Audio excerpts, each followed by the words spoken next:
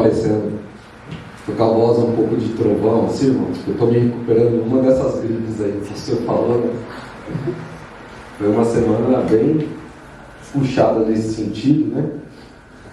Machucou o nariz, boca, né? É o reflexo desse resfriado que está aí, né? Mas estamos aqui, irmãos, para que o nome do Senhor seja glorificado acima de todas as coisas. Amém? Então eu gostaria de convidar você a abrir sua Bíblia no livro de Atos, capítulo 9. Nós iremos ler do versículo 1 ao 18.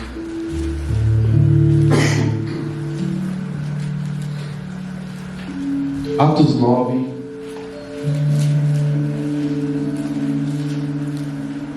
Glória a Deus. Glória a Deus, aleluia.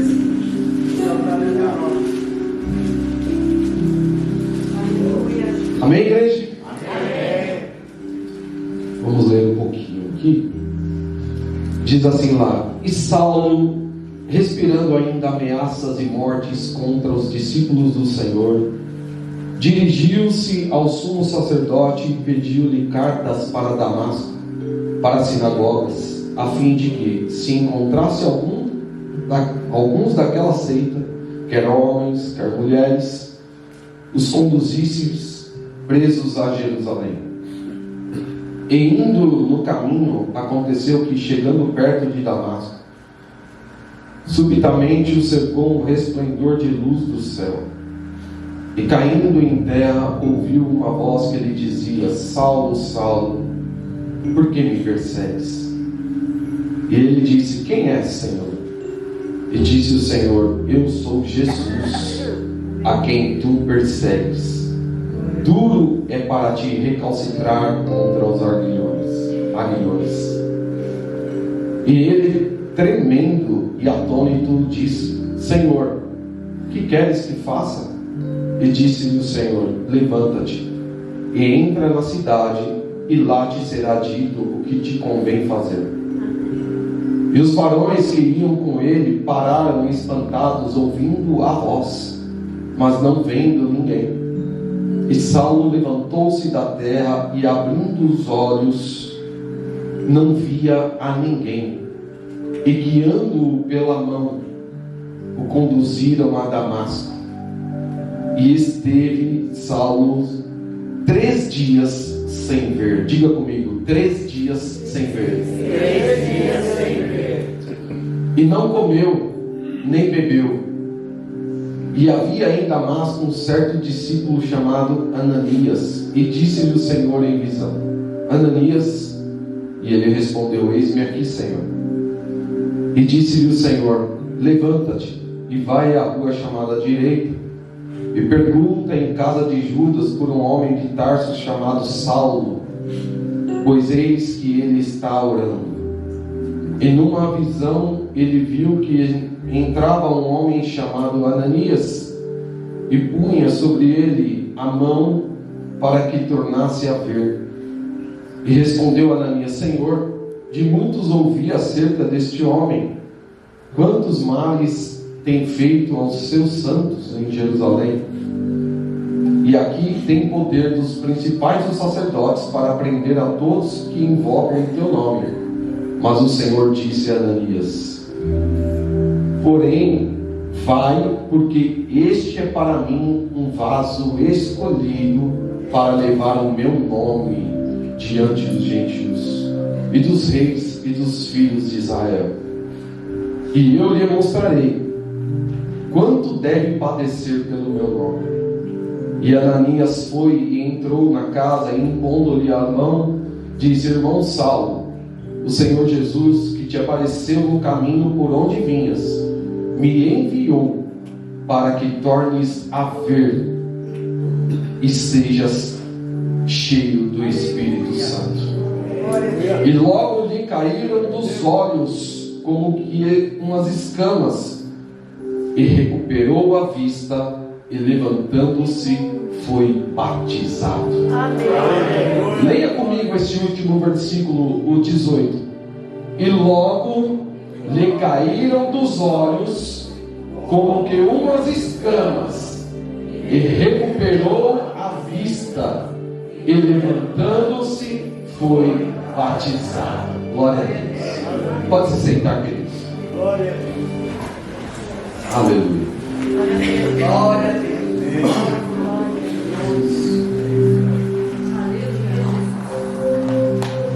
Eu, no café da manhã, num desses dias atrás, o Senhor me deu essa mensagem.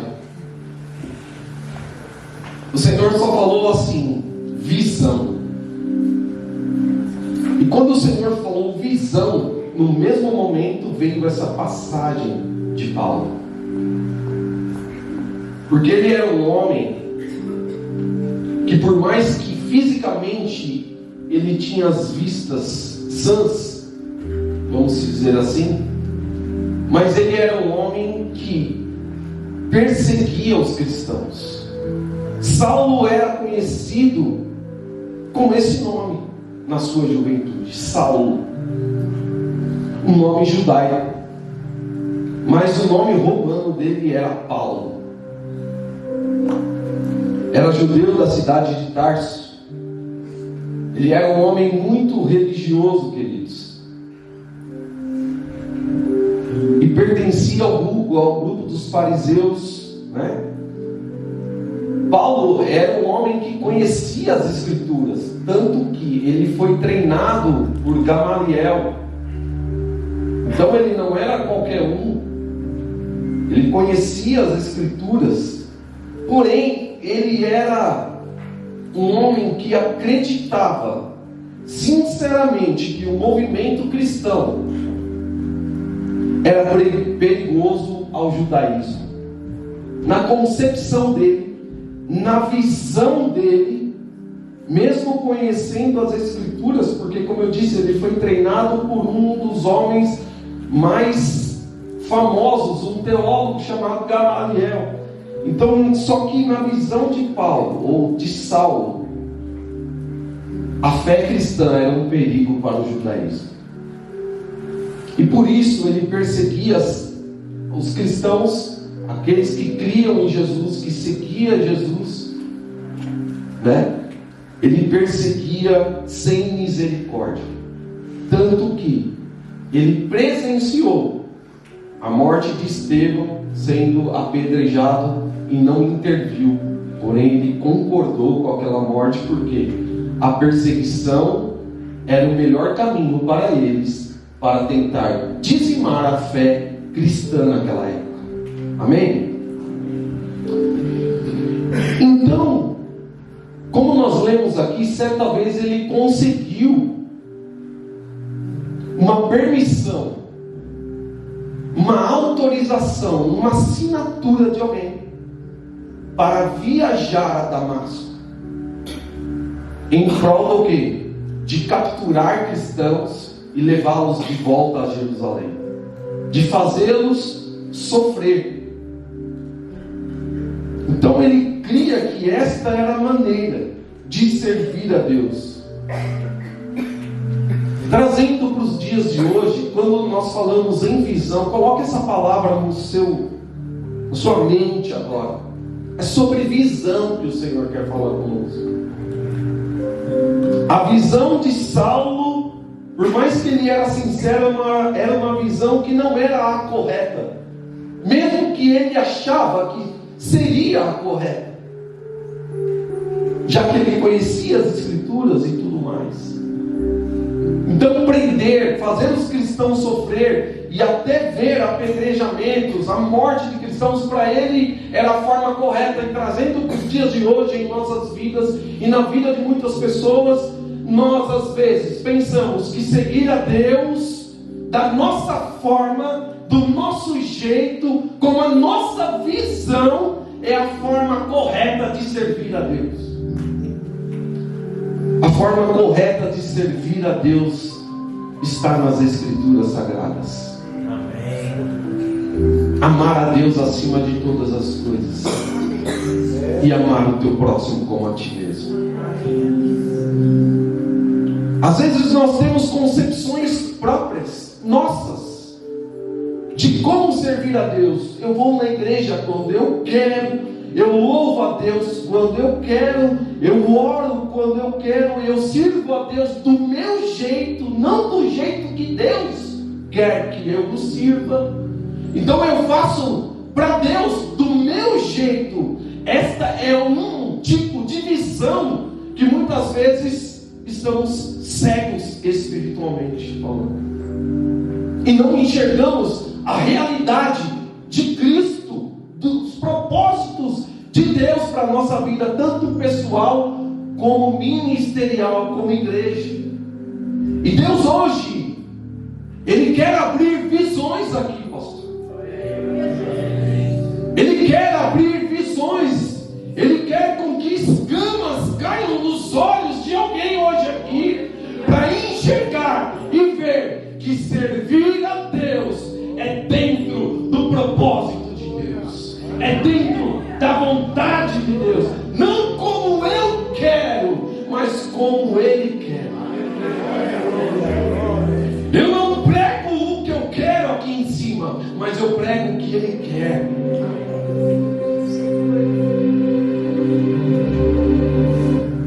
Servir a Deus é negar a si mesmo, é dizer: Deus, eu quero negar a minha vontade, a minha carne, para fazer a tua vontade.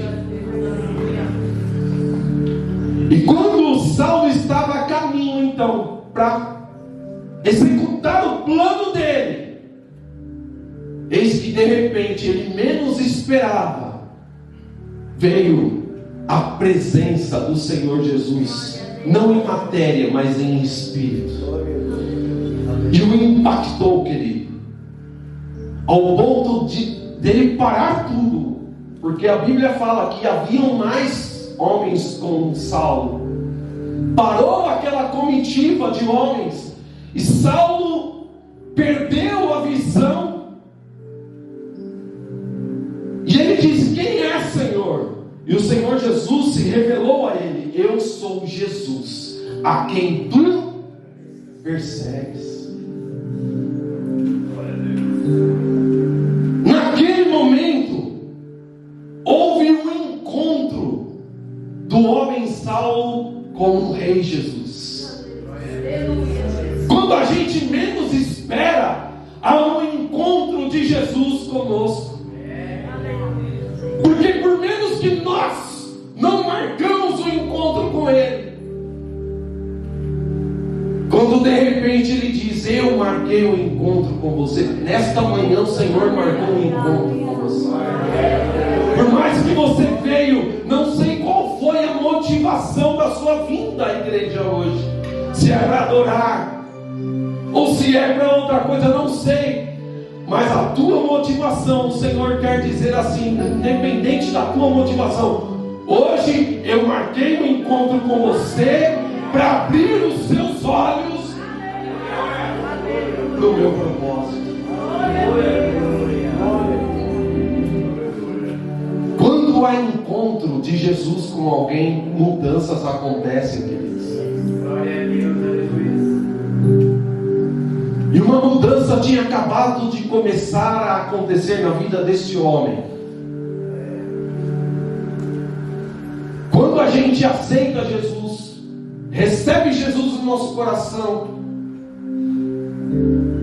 parece que as coisas começam no início a ficar muito dificultosas. As situações parecem que complicam. Fala: peraí, agora que eu tenho Jesus. Saulo teve um encontro com Jesus e ficou cego fisicamente, mas ele mal sabia que as escamas dos olhos, não só físicos, mas as escamas dos olhos espirituais, cairiam por terra.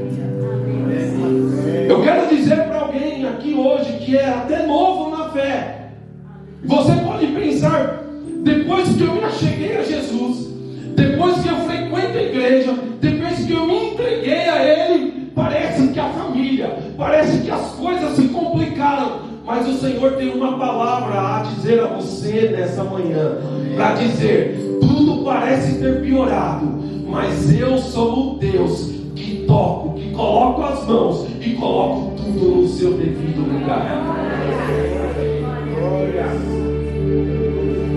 Saulo reconheceu que era Jesus, e Jesus disse: agora você vai entrar na cidade e vai entrar numa casa, fica lá. Pensou ele obedecer uma voz, cego fisicamente.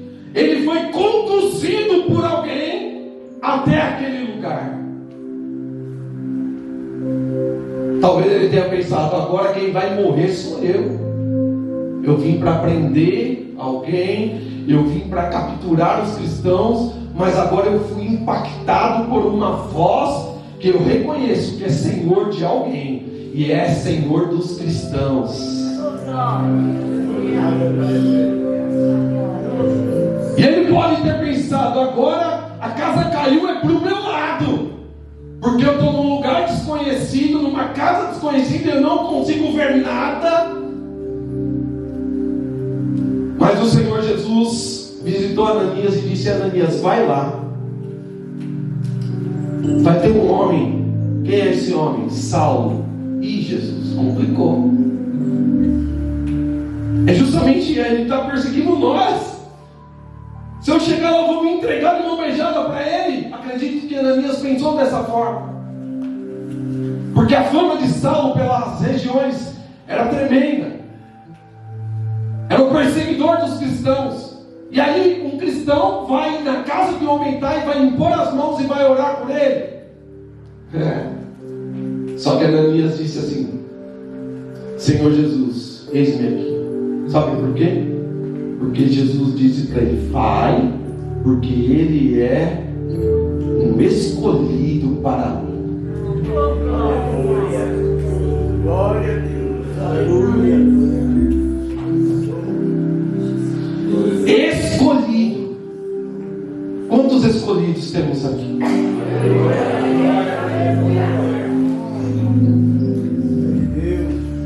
Nem tudo está perdido.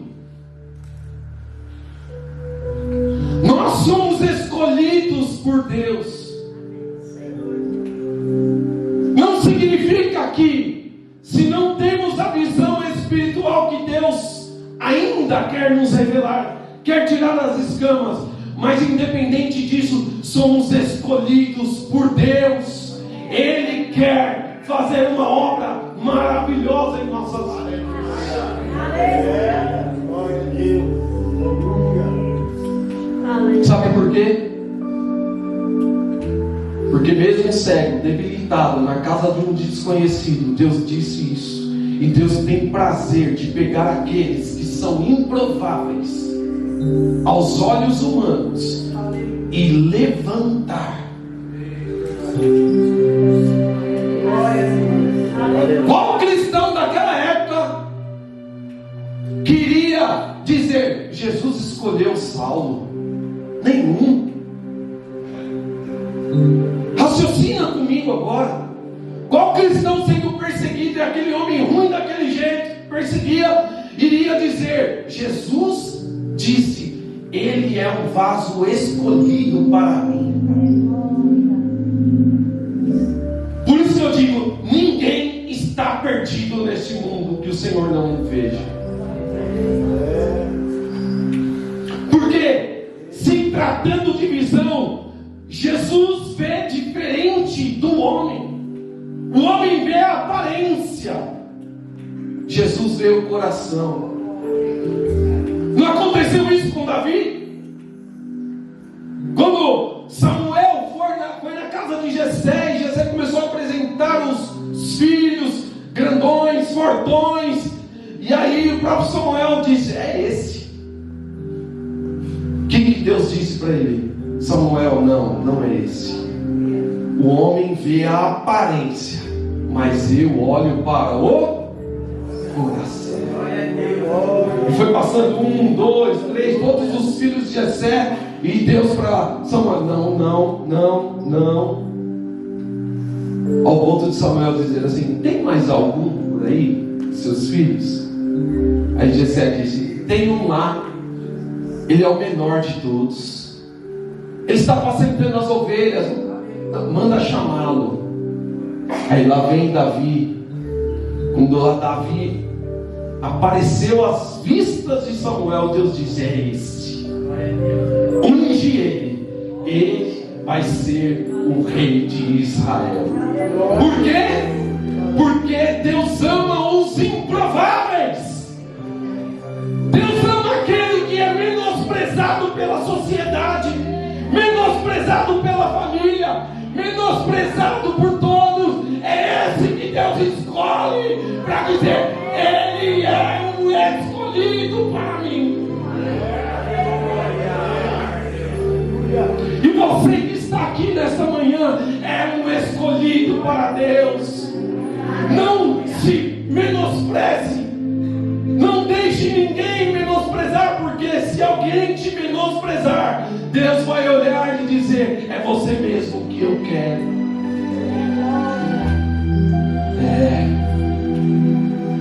Se você um dia se sentiu menosprezado, o Senhor diz para você: você é um escolhido para mim. Você é uma escolhida. Você tem valor. Voltando para a passagem de Saulo, quando Ananias chegou na casa e deu de cara com ele, cego, debilitado, impôs as mãos e disse: o Senhor Jesus me enviou até você para orar, e que você volte a ter vista e seja cheio do... Aleluia. Versículo 18: as escamas caíram dos olhos e ele foi cheio do Espírito Santo. A visão física retornou, mas mais do que a visão física, a visão espiritual dele se abriu.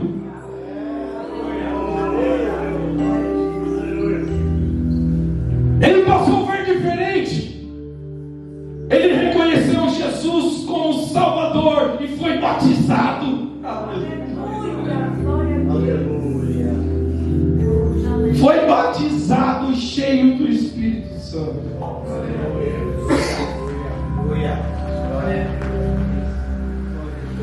A partir daí, a vida desse homem mudou. Há alguns relatos que dizem que ele começou a pregar em Damasco mesmo. Na região que ele foi, teve encontro com Jesus, foi restaurado na sua visão. Foi ali mesmo que ele já começou a pregar, porque houve uma mudança de vida. Visão foi aberta. Nesta manhã o Senhor Jesus manda te dizer: a sua visão será aberta e Ele te dará direcionamento para algumas questões da sua vida que estão obscuras aos seus olhos.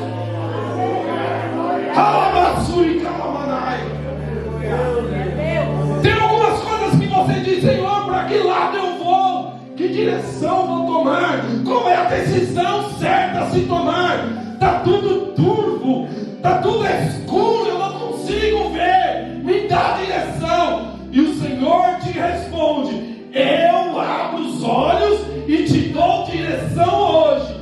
E lá na frente o meu nome será glorificado.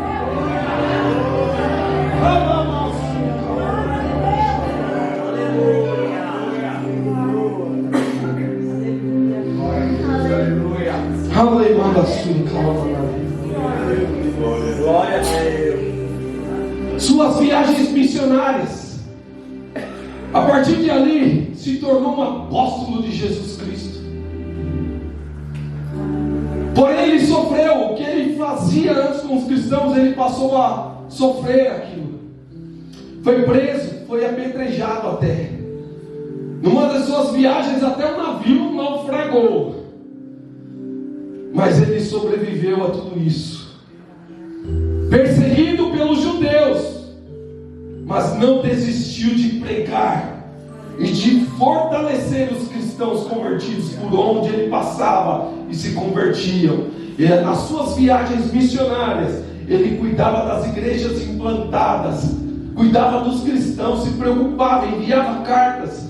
Ele escreveu cerca de 13 cartas, se não me engano, do Novo Testamento às igrejas, aos cristãos. Então, a partir dali, foi um homem de visão, cheio do Espírito Santo e direcionado pelo Senhor Jesus.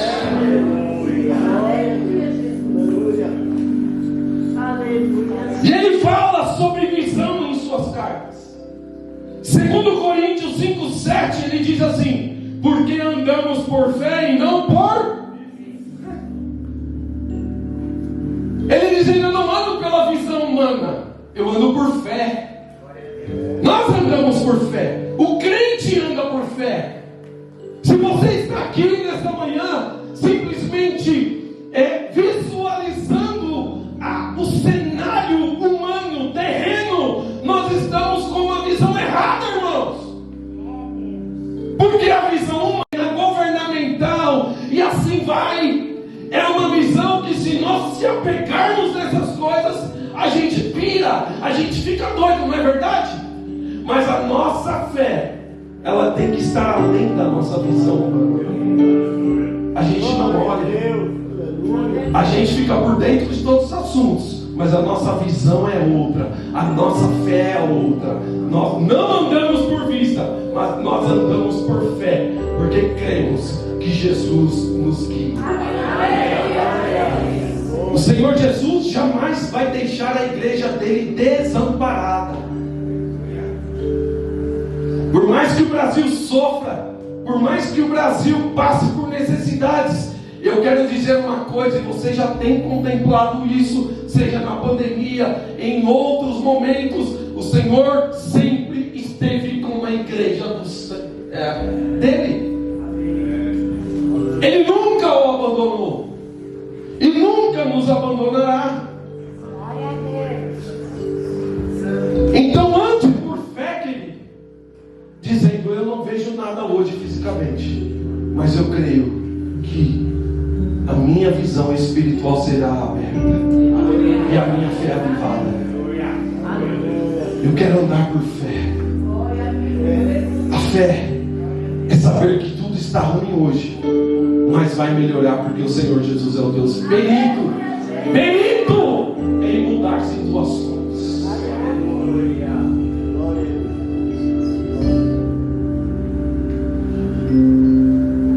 O encontro com Deus de Paulo foi tão forte que em Filipenses 1:21 ele diz assim: porque para mim o viver é Cristo e o morrer é lucro. Paulo não tinha medo de morrer, porque, como eu citei agora há pouco, ele passou por tantos perigos. Navio naufragou, foi apedrejado, foi preso, e ele não tinha medo de pregar o Evangelho, ele não tinha medo de morrer, mas ele prosseguia, ele continuava, ele foi fiel até o fim da vida dele, até o dia que ele foi aos céus, que o Senhor o recolheu. Ele foi fiel. Amém. Ao Senhor. Glória a Deus. Porque ele cria.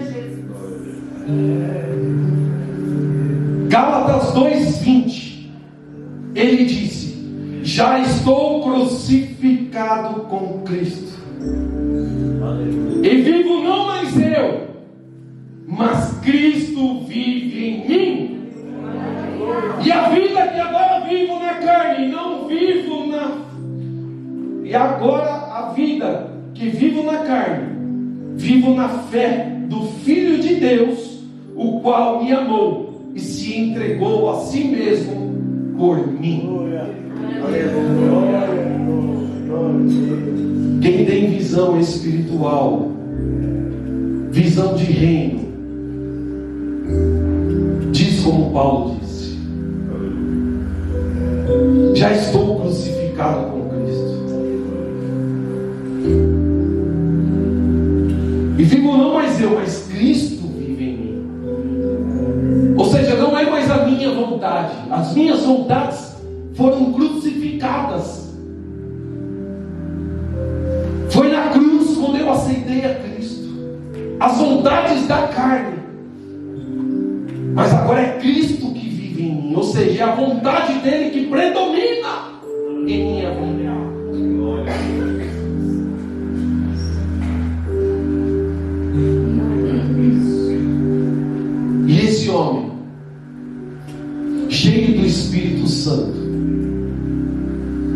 ter a visão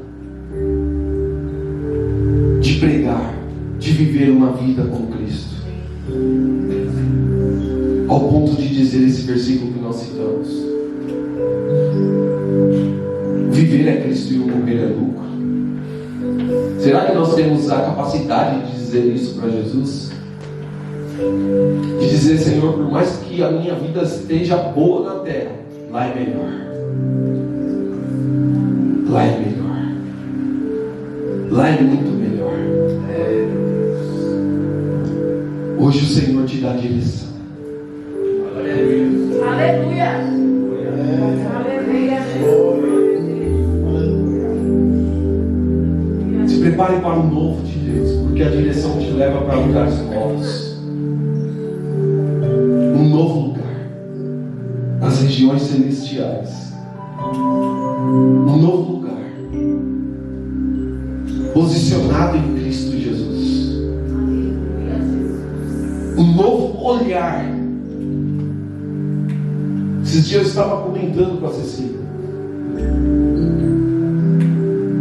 quando nós vamos fazer essas entregas aí dos agasalhos, dos cobertores, da campanha do agasalho, eu nunca olhei com tanta misericórdia para uma daquelas pessoas.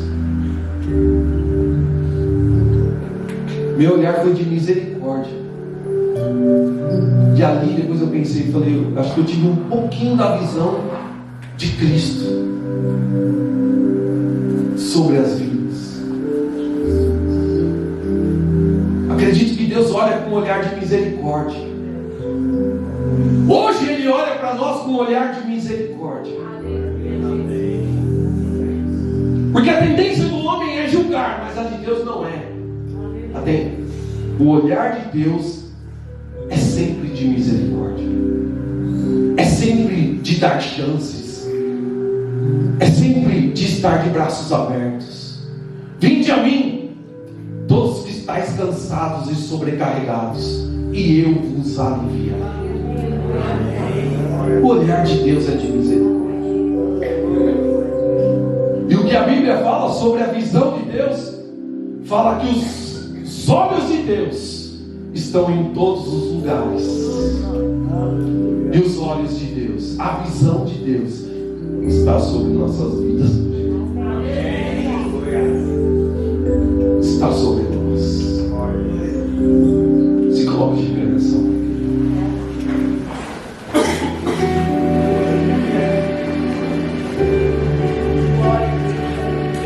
Gostaria de chamar o ministério do louvor.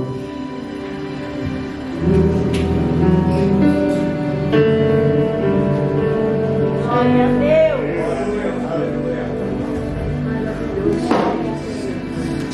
Nós oramos pelos enfermos aqui. A vida é assim. Eu orei pelos enfermos, depois recebi oração também. Estamos suscetíveis. Mas o Senhor Jesus está aqui. E Ele diz nessa manhã para nós, para mim e para você: talvez a sua visão estava no diagnóstico médico. Talvez a sua visão estava no não da empresa. Talvez a sua visão estava nos pontos negativos, nos defeitos das pessoas. Mas hoje o Senhor, Ele muda a tua visão. Hoje